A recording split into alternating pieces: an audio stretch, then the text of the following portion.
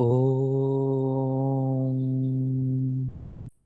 असतो मा सद्गमय तमसो मा ज्योतिर्गमय मृत्योर्मामृतङ्गमय ॐ शान्ति शान्ति शान्तिः। অসৎ থেকে আমাকে সতের দিকে নিয়ে চলো, অন্ধকার থেকে আমাকে আলোর দিকে নিয়ে চলো, মৃত্যু থেকে আমাকে অমৃতের পথে নিয়ে চলো। ওম শান্তি শান্তি শান্তি।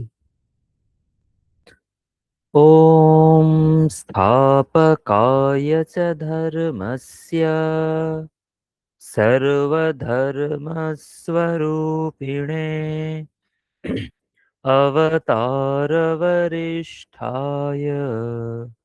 रामकृष्णाय ते नमः। जननीं शारदां देवीं रामकृष्णं जगद्गुरुं पादपद्मे तयो श्रित्वा प्रणमामि मुहुर्मुहुः। नमः श्रीयतिराजाय विवेकानन्दसूरये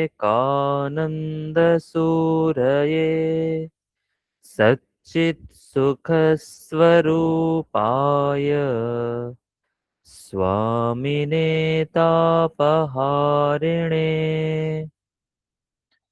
एकदन्तं महाकायं लम्बोदरं गजाननं विघ्ननाशकरं देवं हेरम्बं प्रणमाम्यहम्। जवाकुसुमसङ्काशं काश्यपेयं महाद्युतिं ध्वान्तारिं सर्वपापघ्नं प्रणतोऽस्मि दिवाकरम्। नमः शिवाय शान्ताय कारणत्रयहेतवे निवेदयामि चात्मानं गतिस्त्वं परमेश्वर। भद्रकाल्यै नमो नित्यं सरस्वत्यै नमो नमः। वेदांग वेदांत विद्यास्थानेभ्य एव च। जय जय देवी चराचर सारे कुचयुग शोभित मुक्ताहारे वीणा पुस्तकरञ्जितहस्ते भगवति भारति देवी नमस्ते। कृष्णाय वासुदेवाय हरये परमात्मने प्रणतक्लेशनाशाय गोविन्दाय नमो नमः। रामाय रामभद्राय रामचन्द्राय वेधसे रघुनाथाय नाथाय सीताया पतये नमः। सर्वमङ्गलमङ्गल्ये शिवे सर्वार्थसाधिके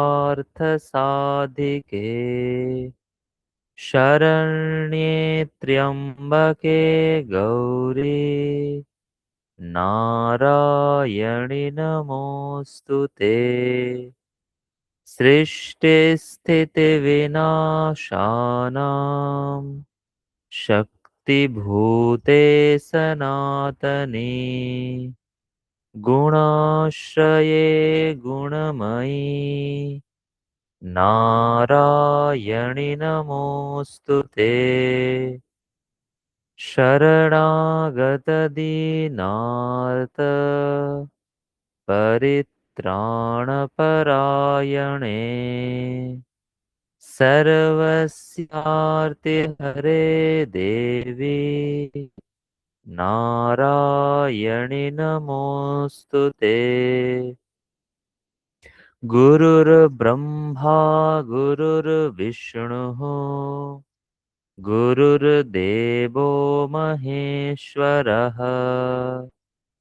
गुरुरेव परं ब्रह्म तस्मै श्रीगुरवे नमः अखण्डमण्डलाकारम् व्याप्तं येन चराचरम् तत्पदं दर्शितं येन तस्मै श्रीगुरवे नमः ॐ सर्वे भवन्तु सुखिनः सर्वे सन्तु निरामयाः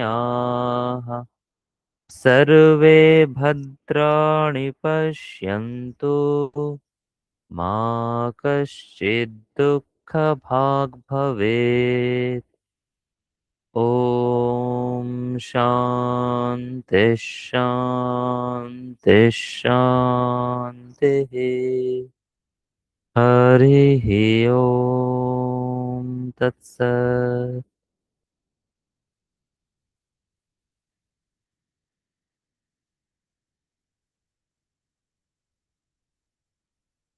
শ্রীমদ্ ভগবদ গীতা অষ্টম অধ্যায় 15 নম্বর শ্লোক থেকে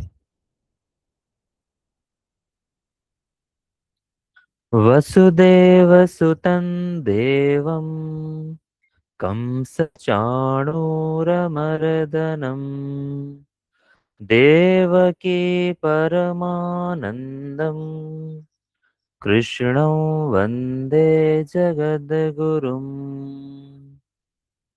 मामुपेत्य पुनर्जन्म दुःखालयमशाश्वतम् नाप्नुवन्ति महात्मानः संसिद्धिं परमाङ्गताः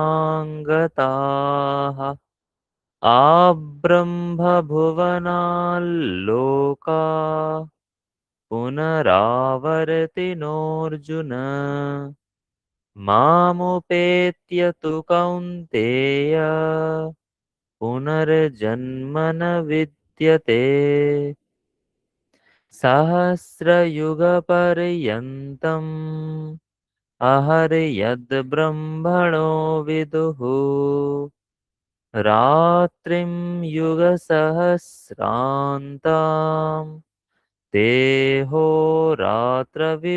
जनाः अव्यक्ताद्व्यक्तयः सर्वा प्रभवन्त्यः रागमे रात्र्यागमे प्रलीयन्ते तत्रैवाव्यक्तसंज्ञके भूतग्रामः स एवायं भूत्वा भूत्वा प्रलीयते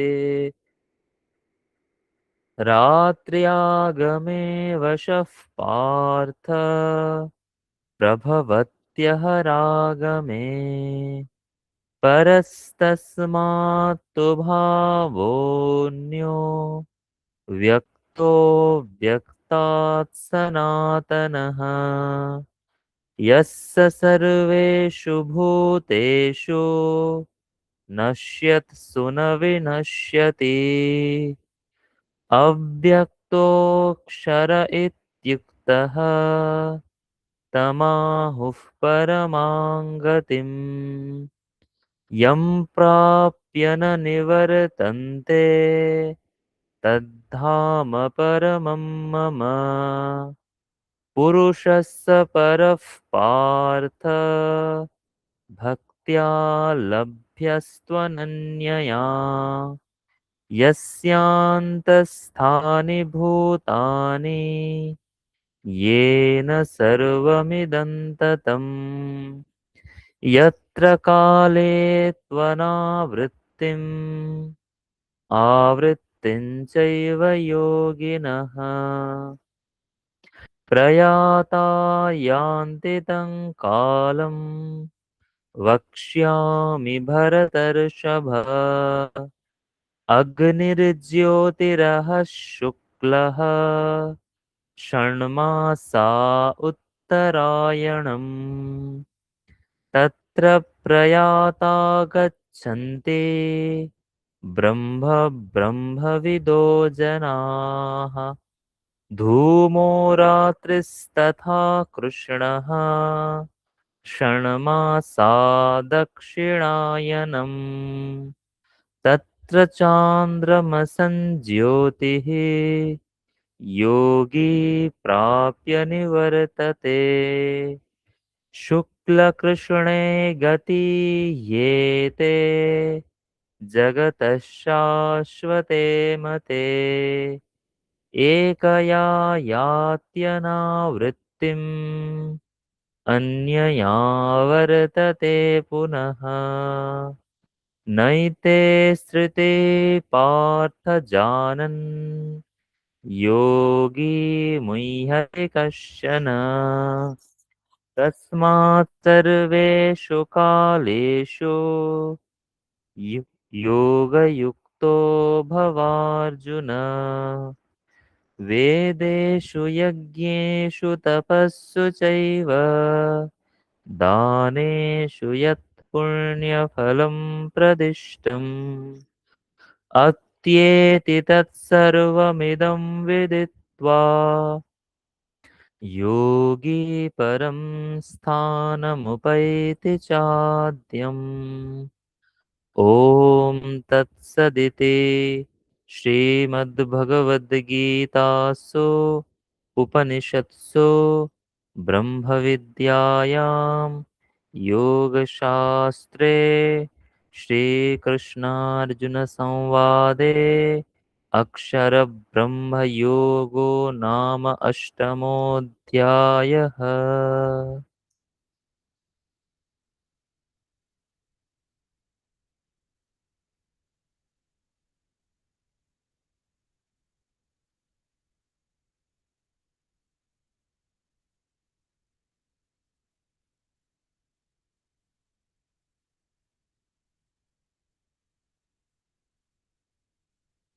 আজকের মনন শ্রীমদ্ ভগবদ গীতা সপ্তম অধ্যায় চতুর্থ শ্লোক। ভূমিরাপো নলো বায়ুঃ খম মনো বুদ্ধিরেব চ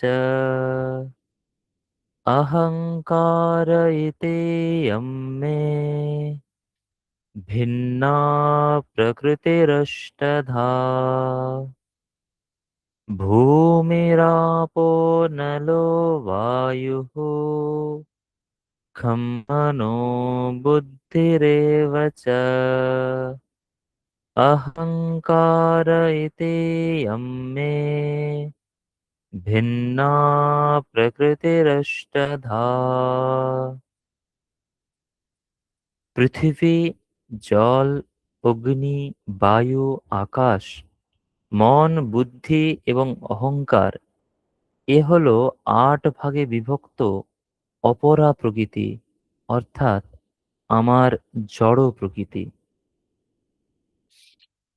আমরা অষ্টম অধ্যায়ে দেখেছি ভগবান বলছেন যে তার প্রতি যিনি আসক্ত হয়ে, অর্থাৎ ভগবানের প্রতি আসক্ত হয়ে যিনি ভগবানকে একমাত্র আশ্রয় করেন, ভগবৎ পরায়ণ হন এবং যোগাভ্যাস করেন, সেই ব্যক্তি নিশ্চিতভাবে সম্পূর্ণরূপে সব দিক থেকে ভগবানকে যেভাবে জানতে পারবে, ভগবান এই অধ্যায়ে সেই সম্পর্কে বলবেন। এবং আমরা দেখেছি যে ভগবান বলছেন যে জ্ঞান এবং বিজ্ঞান এই দুটো আমি সম্পূর্ণরূপে বলবো, যাতে আমাকে কেউ, কোনো ব্যক্তি সম্পূর্ণরূপে জানতে পারে এবং কোনো কিছু অবশিষ্ট না থাকে। যেটা জানলে আমাকে জানার কোনো কিছু অবশিষ্ট না থাকে, এই অধ্যায়ে আমি সেই কথা বলবো। তারপর উনি বলছেন যে এই আত্মতত্ত্ব খুব কম মানুষ উপাসনা করে, বা ভগবানকে খুব কম মানুষ জানার চেষ্টা করে। সহস্র সহস্র মানুষের মধ্যে বা লক্ষ লক্ষ মানুষের মধ্যে ভগবানকে পাওয়ার মতো ডাকে খুব কম ব্যক্তি। এবং যারা সেই সিদ্ধি লাভের জন্য চেষ্টা করে, ভগবানকে পাওয়ার জন্য চেষ্টা করে, তাদের মধ্যে খুব অল্প ব্যক্তি ভগবানকে লাভ করে। তারপর ভগবান বলতে শুরু করেছেন সেই ভগবানের তত্ত্ব, আত্মতত্ত্ব। সেখানে উনি প্রথমেই দুটি প্রকৃতির কথা বলছেন, অপরা প্রকৃতি এবং পরা প্রকৃতি। প্রথমে এই শ্লোকে অপরা প্রকৃতির কথা বলছেন, যে পঞ্চ মহাভূত যে আমরা জানি, পৃথিবী, জল, অগ্নি, বায়ু এবং আকাশ, এই পঞ্চ প্রকৃতি এবং তার সঙ্গে মন এবং বুদ্ধি এবং অহংকার, এই আটটি হলো ভগবানের অপরা প্রকৃতি। আমরা যদি সাংখ্যের দৃষ্টিতে দেখি, তাহলে সাংখ্যে প্রকৃতি থেকে যে সমস্ত কিছু তার বিকার হয়, সেখানে প্রকৃতির বিকার অহংকার, অহংকার থেকে উৎপন্ন হয় পঞ্চ তন্মাত্র এবং মন। প্রকৃতি থেকে হয় মহৎ, মহৎ থেকে হয় অহংকার, মহৎ মানে হচ্ছে বুদ্ধি তত্ত্ব, বুদ্ধি থেকে হয় অহংকার, অহংকার থেকে হয় পঞ্চ তন্মাত্র এবং মন। এখানে এই যে পঞ্চ তন্মাত্রটা, এখানে পাঁচটি মহাভূতের দ্বারা বোঝানো হয়েছে। এখানে আসলে তন্মাত্রকেই বোঝাতে চাওয়া হয়েছে বলে ভগবান শঙ্করাচার্য তার ভাষ্যে বলছেন। এবং এই যে ভিন্না প্রকৃতি, এখানে প্রকৃতি শব্দের অর্থ করছেন শঙ্করাচার্য ঐশ্বরী মায়া শক্তি। সাংখ্যে যাকে প্রকৃতি বলা হয়েছে, তাকে অদ্বৈত বেদান্তে শঙ্করাচার্য মায়া শক্তি বা অজ্ঞান বা অব্যক্ত বলে স্বীকার করেছেন।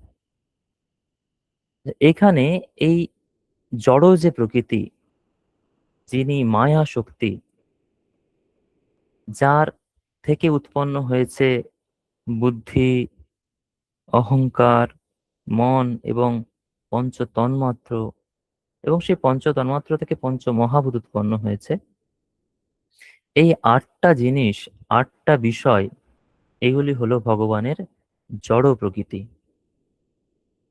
এরপরে আরো কিছু ভগবান বলবেন। এখানে এই আটটা প্রকৃতির কথায়, আটটা বা তার যে অপরা প্রকৃতি আট ভাগে বিভক্ত, তার কথাই বলা হয়েছে। আর বিশেষ কোনো এই শ্লোকে নেই, সেই জন্য আমরা এখানে আজকের মন এখানেই শেষ করছি। আপনারা আপনাদের প্রত্যেক দিনের প্রাত্যহিক জপ, ধ্যান, পূজা পাঠ প্রভৃতির মাধ্যমে একটি নূতন সুন্দর দিন শুরু করুন। সকলকে সুপ্রভাত।